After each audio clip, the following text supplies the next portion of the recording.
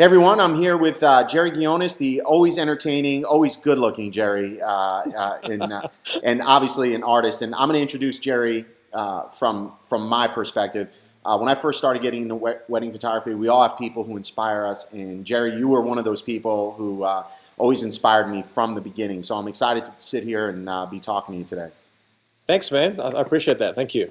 And what I want to do is talk about, today real quick, like three things, because for Shutter Magazine, right now it's wedding month, and photographers don't really realize it, but if you're ramping up for 2015, you don't wait till 2015 to start actually thinking about it, right? You start thinking about it now. So what I want to do is, you and I, just from your perspective, my perspective, top three things you think photographers can do to be more successful in today's market.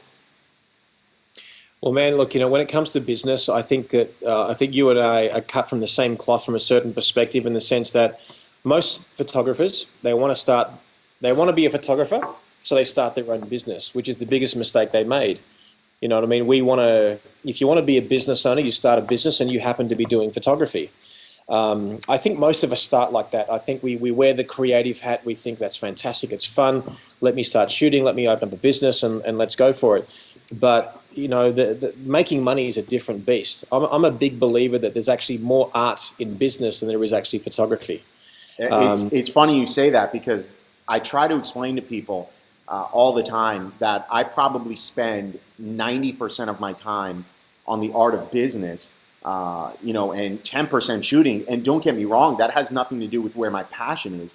I don't know about you, but my passion, I feel like first of all, I feel like we have the best job in the world. But I feel like I get to escape. I have a wedding this Saturday, and when I go to that wedding, my business stays at home, and it's just all about trying to make great images.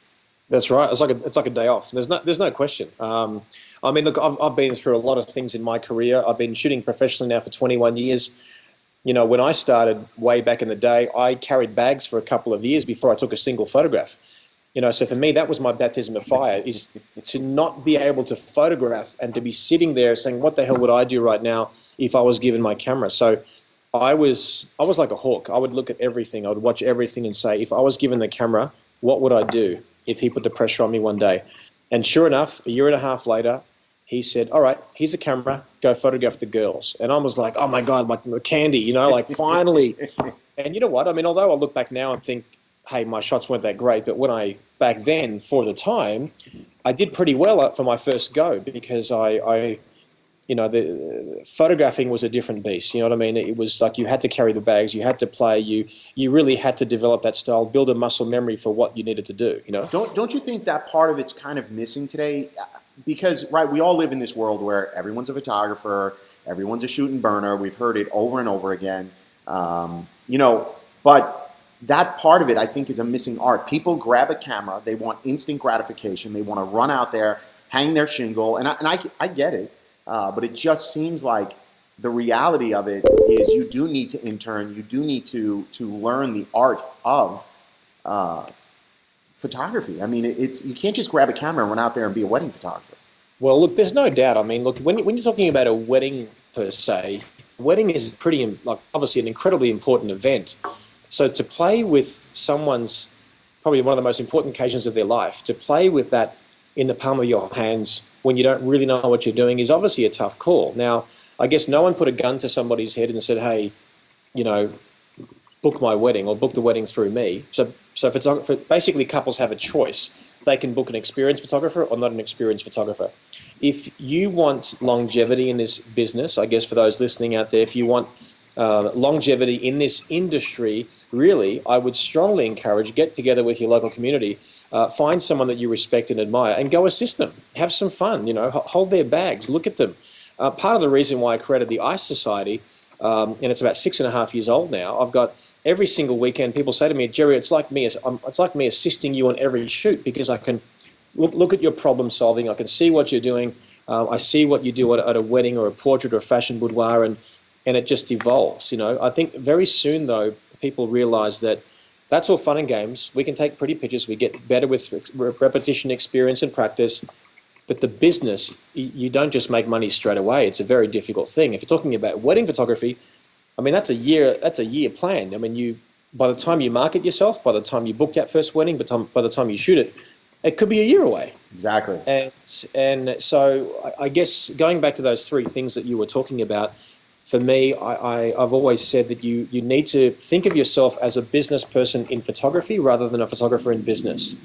And I always used to ask myself, and I'll teach my students for literally from my first gig when I was teaching about 14, 15 years ago, I would always say, are you working in your business or on your business? And that's what a business owner should be doing. Now, the on bit, what the hell is the on bit? The on bit is getting that clientele, your branding, your marketing. What's your persona? What's your reputation? How are you reaching that clientele that's conducive to the kind of people that you're basically looking for? Working on that presentation. Like what is it? What are you? Where are you in the industry? I think too many of us. If I just said to everyone listening out there, stop blogging and Facebooking and tweeting and Instagramming for 2 hours of every day, and spend half an hour on all that crap, and then spend 2 hours marketing your business every day. I mean, no one would be suffering. The marketing isn't sexy though, Jerry. Everybody just wants to be on Facebook and out there shooting, and you've got to You've almost got to bring sexy back when it comes to the marketing part of it all.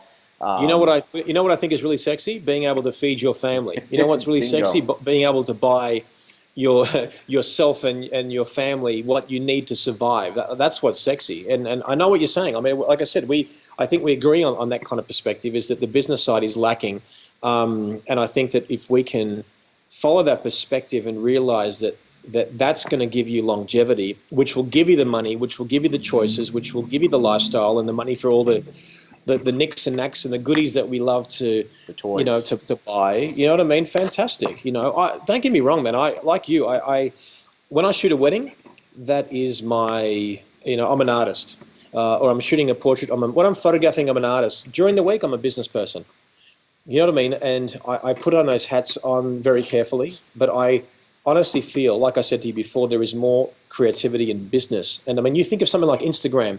Instagram got sold for $1 billion as something that wasn't even monetized by a handful of people in a small little room, and that got sold for $1 billion. If that's not creative, I have no idea what the hell is. Jerry, what that is you and I are in the wrong business, because I want somebody to buy me for $1 billion, man. But I want to come back to something you said. Don't you think that, part of the problem with photographers, I see this all the time, so I don't know if you see it in your workshops or your seminars when you're out there teaching, people are almost feel bad for wanting to make money. Like, I see this in photographers all the time. They actually feel bad for charging what they should be charging for, their services. And there's almost this mentality of like, well, I just want everybody to love me. And the priority has to be, I want to be able to feed my family. What have you seen this, like this kind of guilt for being successful? Oh, look, there's no question. I think people think of themselves as less of an artist if they actually charge money or good money for what they do. That an artist should really share the love and share the experience and all that kind of thing. I do not want to be a starving artist, bro. No, I mean, there's nothing in me that doesn't sound appealing. There's no question. I mean, here's the thing. This is what I basically say to people. I say, all right, you don't want to charge the couple because they're so beautiful. In fact, man, I remember back, I shot my first wedding when I was 20. That's 21 years ago. And I remember I used to give discounts for gorgeous brides. So I'm like, you're pretty, I'll give you a discount. I want to shoot your wedding, I'll give you a discount. And then I would often give away extra pages in an album because I felt sorry for the couple. I'm like, they're so beautiful, they can't afford it. And I'm like, and now I guess I teach my students, I actually say, all right, I go, put your hand up if you've ever given away pages in an album because you love the couple and they can't afford it. And then most people put their hand up. And I basically say, is this the same bride who spent more money on a cake than you? Bingo. Is this the same bride who spent more money on flowers than you? Absolutely. Is this the same bride who spent more money on chair covers than you? I'm like, dude, like the flowers, they die. The cake goes in one end, comes out the other, for God's sake. The last dance is dance on the dance floor. The fact is that this is the same couple that spend 60 odd grand or 100 or whatever it is from the part of the world that you are. Guys, as far as I'm concerned, they can afford it. They just don't want to afford it. Everybody has money for what they want to have money for, man. Whether that's a big screen TV, the That's florist, the chair covers, the stupid custom M&Ms, they all have that. And so you're so right. You and I definitely see the world the same way when it comes to the business side of it. And even I can admit, from time to time, you've got that client, you want to reach out and help them, but and do something nice. And karma is always a good thing. I think you should do nice things for people, but your first priority has to be to putting a roof over your head, paying for your kids, retirement, and for all those shooting burners that are out there. I feel, and I just did something on Shutter Network about this. We were talking about shooting and burning. I feel that they shoot and burn because they don't know any other way. They don't understand the business of photography, and they see like, hey, I can work this Saturday and make $500 in one day. What are your thoughts on something like that? Because I know how I feel, but I'm curious your thoughts. Well, here's the thing, right? I'm sure you're not either. I never begrudge anyone who just wants to do it's not even shoot and burn anymore. It's shoot and drive. shoot and drive. It's shoot and cloud. You know what I mean? I never begrudge anyone who wants to make some extra bucks in the weekend. If that means that you can, add another $500 a week to your income, great. Even from the couple's perspective, if I could not afford more than a $500 photographer, who am I going to hire? I'm going to hire a $500 photographer. In terms of what I think about those people who dismiss maybe producing an album because it's all too difficult, I think you're crazy. I agree. The easiest money that you can make is more money from your existing clients because they already trust you. So if you dismiss producing an album as all too difficult, you are, I'm sorry, you're foolish, because quite simply, if I could show you a way, my students come to my workshop. By the end of the workshop, I teach them how to sell an album, who chooses the photographs, what happens, what do you say, when do you say it, how do you say it. No joke, man. I've had people come to me and they average $2,000 on a wedding, and a month later they'll say, man, I average $7,000 a wedding, $8,000, $10,000. Not because they're shooting high-end weddings. It's purely there's a process. There is a way of selling an album. There is a way of guiding people. There's a way of selling emotionally rather than logically. There's so many different things. So all I'm saying is, okay, look, if you've got no other time and you couldn't be bothered and you're making $500, so that's a win for you, you know what? Great. But if you're struggling and you still want to make more money and you want to shoot more weddings, but I could say, hey, for every 3 or 4 weddings or 5 weddings you're shooting for $500, you could shoot one and make $3,000-4,000. What, wouldn't you? Exactly. Absolutely. So don't dismiss something that you don't know. Like, ignorance is no longer bliss. Well, I think you just hit the nail on the head, and I'm with you. I don't begrudge anyone for making that money, and I think people like you and myself and many other educators out there, part of what we're trying to educate people on is how to actually make a living doing this. So I definitely don't begrudge that $500,000 photographer. In many ways, I feel bad because I feel like they're leaving all this money on the table, and not in some like used car salesman pitch. I believe in my heart that most clients want that first family heirloom from their wedding day. They want to hold that thing in their hand, and they're willing to spend money on it. No question. But I think it's like you said. The photographer just doesn't know. They don't know how to sell it, pitch it. They feel dirty selling. I see that a lot with photographers. They're afraid to sell. And I think, like you said, it's just understanding how to have the conversation.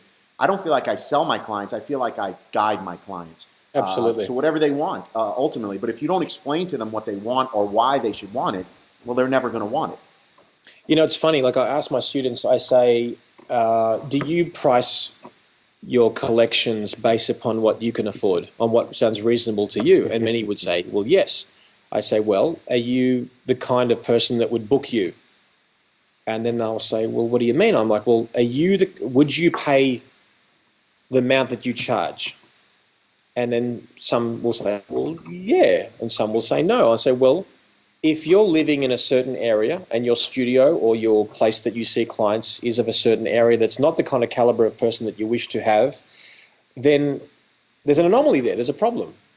And then I'm basically saying, well, you've got to look at it this way. And this sentence that I'm about to tell you solves a lot of those problems. I say, since when did the Ferrari salesman drive home in a Ferrari? Exactly. You may not be your clientele. You're not the kind of person that would pay X amount of dollars for your fee. That's okay. It doesn't mean you certainly you have to breathe it and live it and agree with it. But ultimately, you can present yourself as the kind of person that would pay for you. And I'm not being elitist here when I say this, but I'm just saying it could be the car you drive where you meet your clients. Rather than meet them at a Starbucks, maybe hire a hotel room for once every 2-3 weeks and then book all your clients on the one day, and all of a sudden the prestige is there. We all start somewhere. Right. That's cool, man. Like we all start somewhere. We all suck when we start. We all make mistakes. But, there's a couple of reasons why we don't grow. One is just ignorance. We don't know any better. And I don't mean that in a bad way. And two, we do know, but it's just laziness. So if you don't know, that's okay. You know what? That's okay. We all don't know some things and we learn them, but don't dismiss it as irrelevant. It doesn't suit me, or I don't have a sexy Australian accent. Therefore I'm not going to be able to sell. No, I've been trying to get that sexy accent going, Jerry. It's just not working. I got this dirty New York accent. It doesn't help. Ours is very lazy. So I don't know why people call it sexy, but it's just different. Maybe you just like to hear different things. So, well, hey, dude, I do really appreciate your time, and this just goes to show you and I could sit on this call for hours at a time talking about stuff like this, and I think it really is good for the industry. People like you educating and being out there, and to that point. Tell me, you're on tour right now. You're doing a city-to-city tour, which is a freaking grind, but I think people can get a chance and opportunity to see you face to face. Where are you at, and how could they learn more about what you're doing? So, man, to reiterate here, we're on a 33 city tour. We've now done, man, I have no idea how many cities we've done. I think we've done 5. I believe this is the 6th city. So we started off in Phoenix. We've gone to Texas, so Houston, Austin, Dallas. We did Tampa yesterday. Today we're in Fort Lauderdale. So, man, it is a bump and grind. We've got an RV, a big trailer. We've got seven of us. There's me and 6 other team members, my wife. We've got 2 models. We've got a driver. All in a trailer.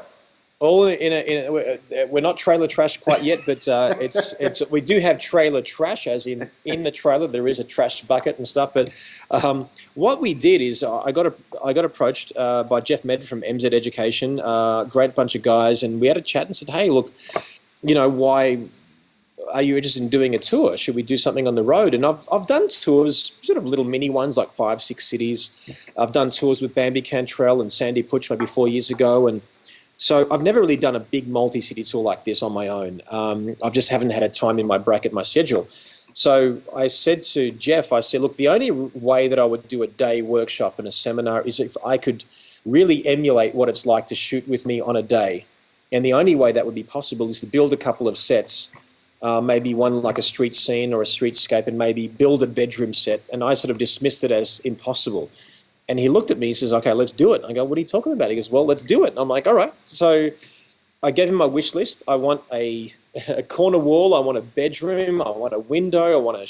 I want like a sofa or a couch or whatever, and all these little bits and pieces. And we made it happen. So we booked it a year and a half, ago. And I blocked 9 weeks in our schedule. And literally what we're trying to teach people is basically the theme of the actual the show is called How to Wow. And for those of people who've seen me before, I'm a big advocate of actually turning the ordinary into the extraordinary and how to create something out of nothing, because after all, we need to see the world differently. That's what we do. I love putting the pressure on myself. I love to be able to shoot in front of people with no Photoshop. Photos come up on the screen and no forgiveness. I have to prove that I can create something really cool in a really pretty boring room.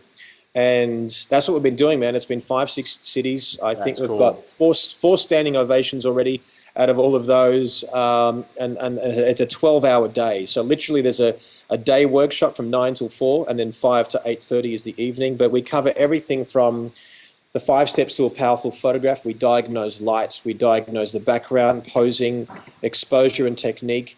And then we finish up with emotion. But we talk about posing. We bring up people from the audience. We show them how we pose, plus-size couples, how we pose hands, faces, you name it, legs and everything. Incredible demonstrations, also showing a lot of my work. Then we actually shoot in those sets as I'm tethered to the screen, so people see my images come up on top. And my goal is to hear the word wow. And the amount of times I'll take a shot and people will go, wow. Wow. Some people curse me, like, You know, Damn you, Jerry.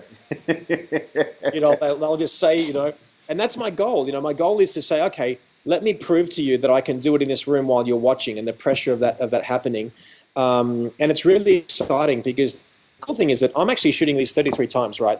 So I want to be bored out of my brain if I do the exact Yeah, same no stuff. doubt. So I'm looking for a slight different perspective, a different lens choice, a different concept, and then I'll actually use the room. So I'll see a chandelier, I'll see something that I can use, and man, I just keep on shooting. I just keep on playing, and I love freaking out the audience with no Photoshop. That What I love culminates most until the about end. So we everything you basically did. go ahead. Yeah. I'm so sorry. What I Oh, love please. most about everything No, you're go. saying, dude, is it's like so many workshops that I've been to. They're like 2 hours, 3 hours. What I love most about what you're saying is this is a 12-hour day. So like, literally, you're going deep, and I had no idea you were building sets. That's incredible. Actually, I would have Yeah. said it can't be done. I mean, you should see the guys are building it up every day, and you would swear it was real. I mean, we have a Westcott Spiderlight TD6 emulating window light, and you would swear that the sun is just popping through those windows. And we have a little side lamp, we have a sofa, we have a curtain, we have drapes, and all that kind of stuff. We have even some Christmas lights on a black background to emulate street lights. And by the end of the day, we would have covered on camera flash, off camera flash, reflectors, the speed light stuff, window light. We show sunlight in terms of the images that we do. But the evening, the culmination is that, so we basically shoot most of the afternoon until about 4 o'clock. We give the guys a break. We come back at 5. And what I do is I show some work that no one has seen before. So there's some never before seen work. I show a couple of the recent weddings that I've shot, literally just one last weekend. So I'm showing up-to-date work that no one has seen. I'm showing a lot of my personal projects that I've been working on, some really fun creative stuff where I'm shooting in full bright sun and a white background.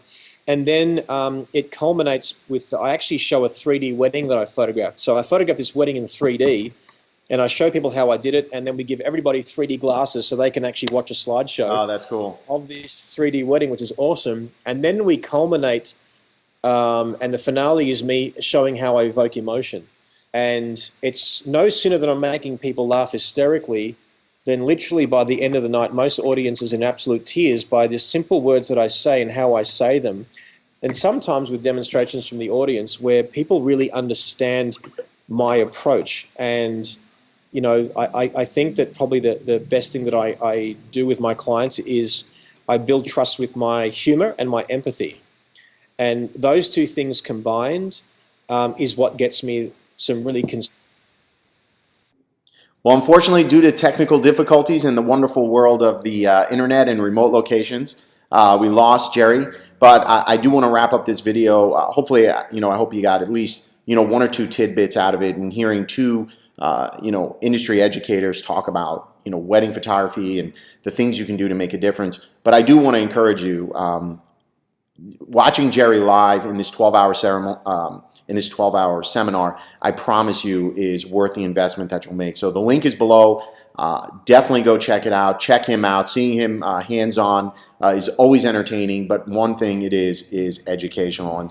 And Jerry's one of those people that I learned from when I was coming up, and very, very inspiring, very, very motivating. So I promise you it's money well spent. I hope you enjoyed that. And be sure to check out Shutter Network. Be sure to check out Jerry live. Check out what city he's in, and I promise you it's going to make a difference in the way you're looking at weddings, but most importantly, the way you're photographing weddings. Enjoy.